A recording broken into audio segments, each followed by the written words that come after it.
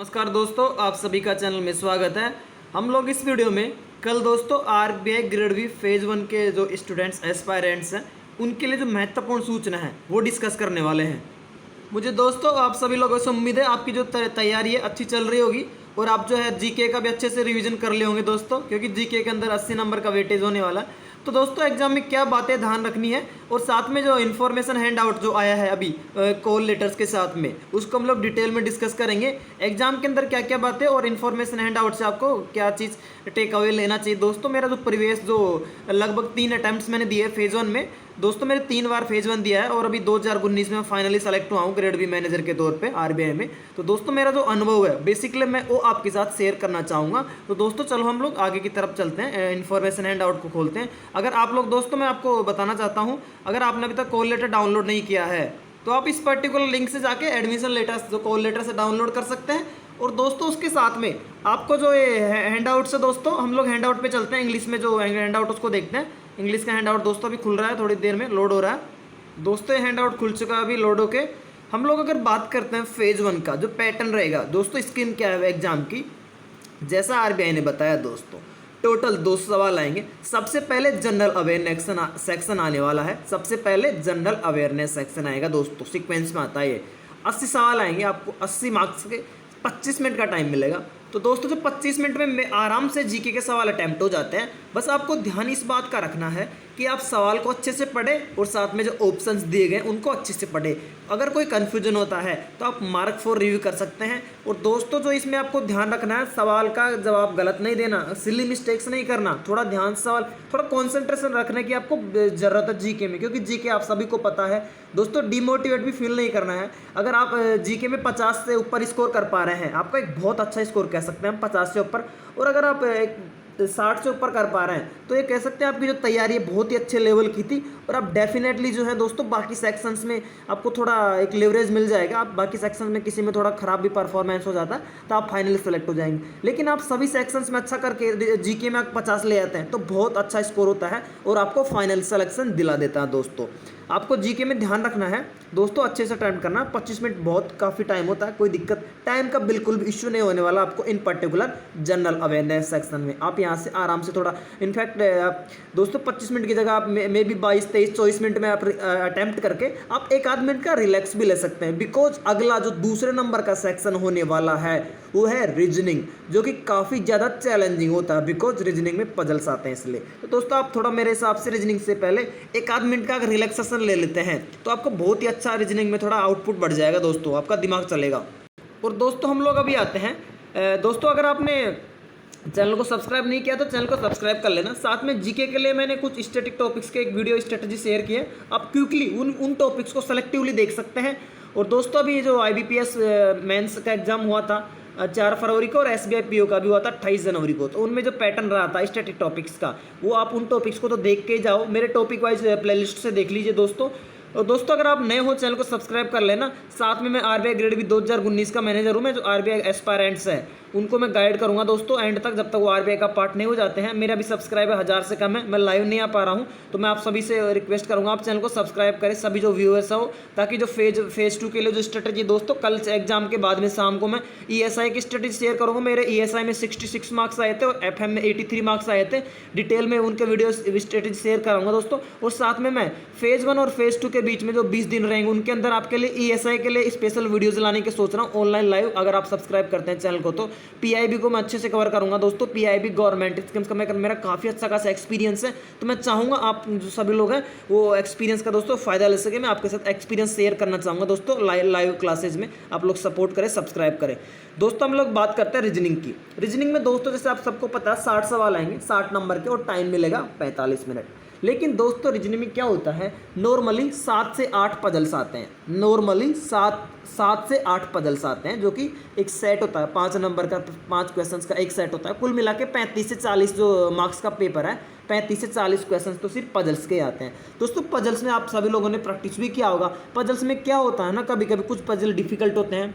आपको रीजनिंग में ये चीज़ ज़्यादा जानने की ज़रूरत है, भाई क्या स्किप करना है, भाई क्या चीज़ आपको अटैम्प्ट नहीं करनी है, बिकॉज वहाँ पे टाइम लिमिटेड है और टाइम खिंच जाता है। आप अगर ये जब तक रीजनिंग में अच्छा स्कोर करने के लिए आपको ये आना चाहिए कि आपको कहाँ पे टाइम बचाना है, कहाँ पे टाइम वेस्ट नहीं करना है, यानी किन क्वेश्चंस को आपको स्किप करना है। तो आप पहले ही मेंटेलिटी रखिए दोस्तों, मेंटेलिटी बना के जाइए भाई जिन एरियाज में आपको रीजनिंग में आप अच्छे से नहीं कर पाएंगे या फिर आप अटक सकते हैं या फिर आप टाइम वेस्ट कर सकते हैं, तो कृपया करके उन एरियाओं को आप थोड़ा स्किप एक वॉच रखें कि तुरंत वहाँ पे आपका जो डिसीजन मेकिंग है थोड़ा फास्ट होना चाहिए दोस्तों। रीजनिंग में काफ़ी ज़्यादा महत्वपूर्ण रहता है पजल्स में।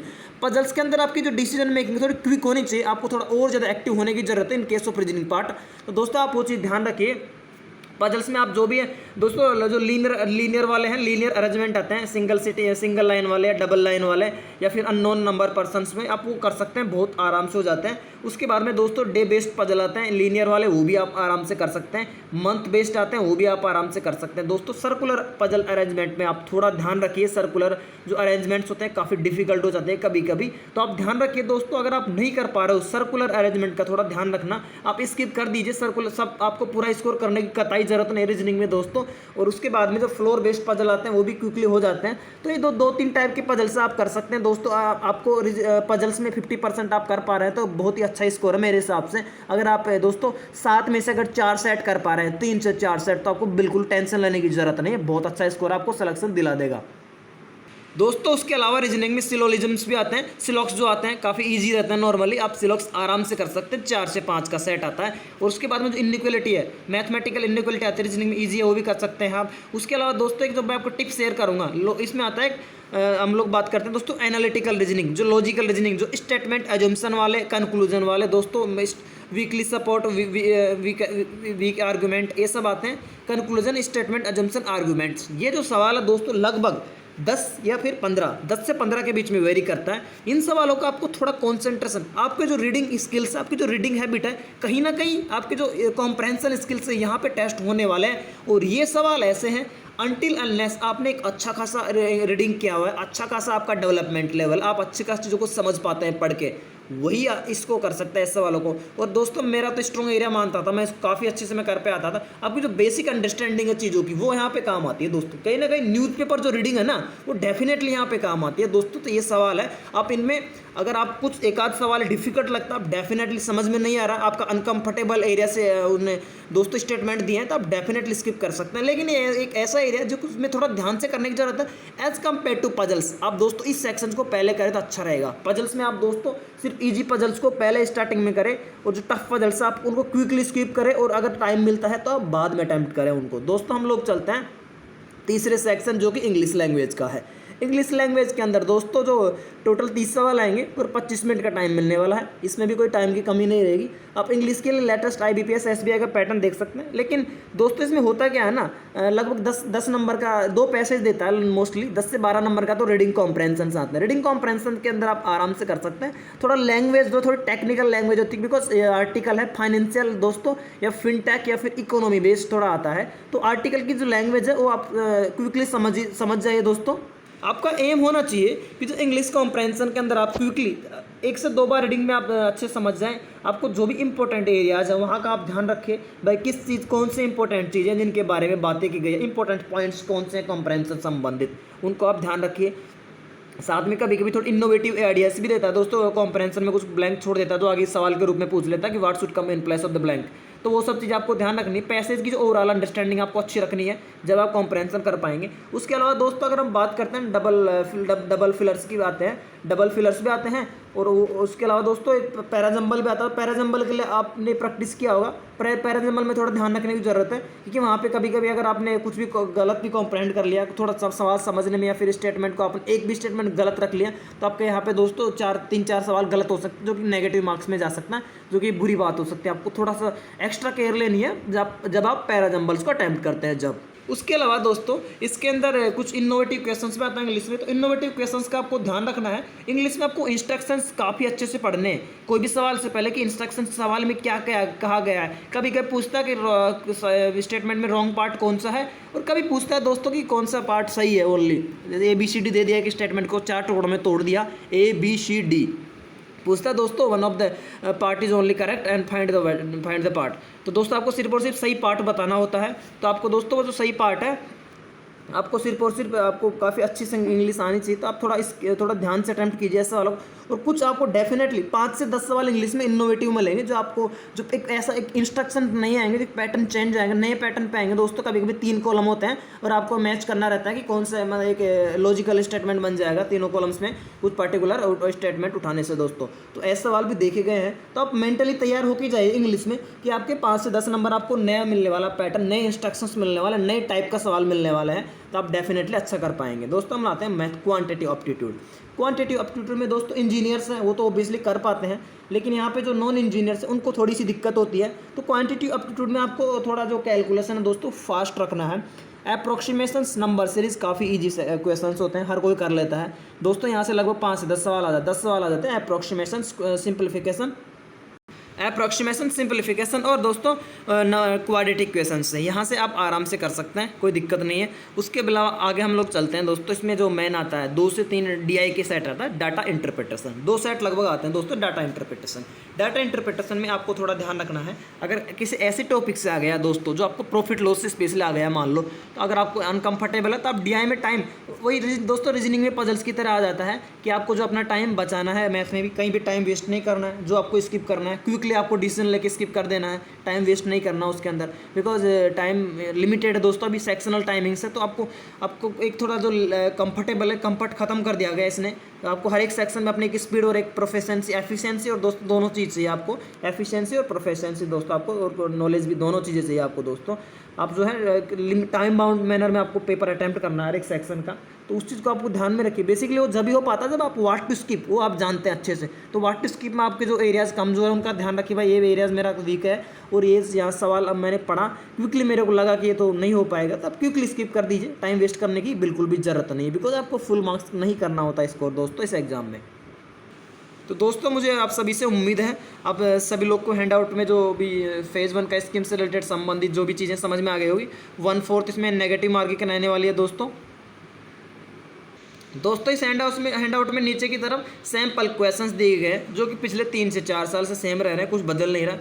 तो मेरे हिसाब से कुछ ऐसे है, जस्ट एक इन्फॉर्मेशन है दोस्तों। जैसे कैपिटल करेंसीज एक फेवरेट टॉपिक है, वहाँ से आता ही आता है। पावर स्टेशन से दोस्तों आता ही आता है। सेंसस 2011 का वीडियो मैंने डाला है। मैंने दोस्तों अब कौन से स्टैटिक टॉपिक्स कवर करने उसका एक वीडियो डाला है, आपने देखा होगा मेरे हिसाब से, नहीं देखा तो आप देख लेना दोस्तों, क्विकली देख लीजिए, उनमें ज़्यादा टाइम नहीं लगेगा। उसके अलावा रीजनिंग में देख सकते हो तो ये जो है पहला वाला जो है लॉजिकल दोस्तों सिलॉक्स का है। उसके बाद में कोडिंग डिकोडिंग भी आती है, और उसके बाद में दोस्तों ये जो है पजल्स का भी आता है, ऐसे जैसे पजल्स हैं।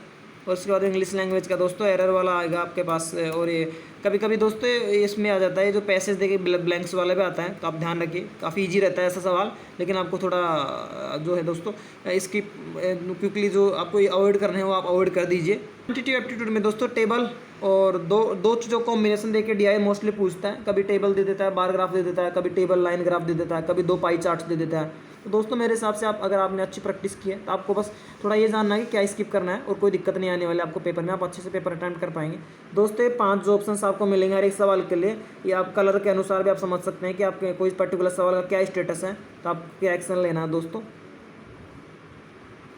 और इसके साथ में कोरोना वायरस संबंधित इन्फॉर्मेशन दी गई है जो आपको ध्यान रखनी है। और अगर हम बात करते हैं, आप दोस्तों पेन पेपर ले जाइए, पेन ले जाइए, पेन मेरे सबसे अलावा नहीं। कोरोना संबंधित जो भी इन्फॉर्मेशन है आप इसमें से पढ़ लीजिए, वो थोड़ा है दोस्तों, कोरोना चल रहा है, आपको थोड़ा सेफ और सिक्योर से तरीके से परीक्षा देनी है। और दोस्तों मैं इसी के साथ ही आप सभी लोग को बेस्ट ऑफ लक बोलना चाहूँगा, जो कल लोग एग्जाम दे रहे हैं दोनों शिफ्ट में दोस्तों, आप सभी गुड लक बोलना चाहूँगा मैं। और साथ में हम लोग जो जैसे ही दोस्तों इसका एग्जाम होगा हम एनालिसिस लेके आएंगे आप सभी के लिए, फेज़ 1 का एनालिसिस लेंगे, कैसा पेपर रहा, क्या स्टूडेंट्स का है। मेरे भी कुछ दोस्त एग्जाम दे रहे हैं, बेसिकली मैं उनसे इनपुट लूँगा, और आप सभी के साथ में दोस्तों एक्सपेक्टेड कट ऑफ क्या रह सकती है मेरे पिछले एक्सपीरियंस के अनुसार, वो मैं शेयर करूँगा आपके लिए। और उसके बाद में कल शाम को एग्जाम के बाद में रात को 7, 8, 9 बजे हम लोग फेज़ 2 के लिए इकोनॉमिक सोशल इशूज़ पेपर के लिए स्ट्रेटेजी लाएंगे, जिसमें मैंने 66 स्कोर किया था लास्ट टाइम दोस्तों, बहुत अच्छा स्कोर था मेरा। और उसके अलावा फाइनेंस एंड मैनेजमेंट जिसके अंदर मैंने 83 स्कोर किया था, उसके स्ट्रेटेजी मैं आपके साथ शेयर करने वाला हूँ। साथ में अगर आप सब्सक्राइब नहीं किया तो सब्सक्राइब कर लेना, ताकि जो फेज़ 2 के लिए मैं PIB गवर्नमेंट स्कीम्स का दोस्तों लाइव वीडियो ला सकूँ आपके लिए, एक से बढ़कर एक, ताकि मेरा जो एक्सपीरियंस है दोस्तों, मैं आपके 2 से 3 साल का मेरा जो अनुभव है वो मैं आपको लाइव वीडियोज़ के थ्रू शेयर कर सकूं। दोस्तों आप लोगों ने चैनल को सब्सक्राइब नहीं किया है तो आप चैनल को सब्सक्राइब कर लेना दोस्तों, सपोर्ट करते रहिए। आपके जो दोस्त तैयारी कर रहे हैं उन तक वीडियो को शेयर कर दीजिए दोस्तों। मैं यही वीडियो खत्म करता हूँ। बेस्ट ऑफ लक एक बार सभी एस्पायरेंट्स को दोस्तों, मिलते हैं एग्जाम के बाद में। जय हिंद, जय भारत, वंदे मातरम। दोस्तों पढ़ते रहिए, आगे बढ़ते रहिए।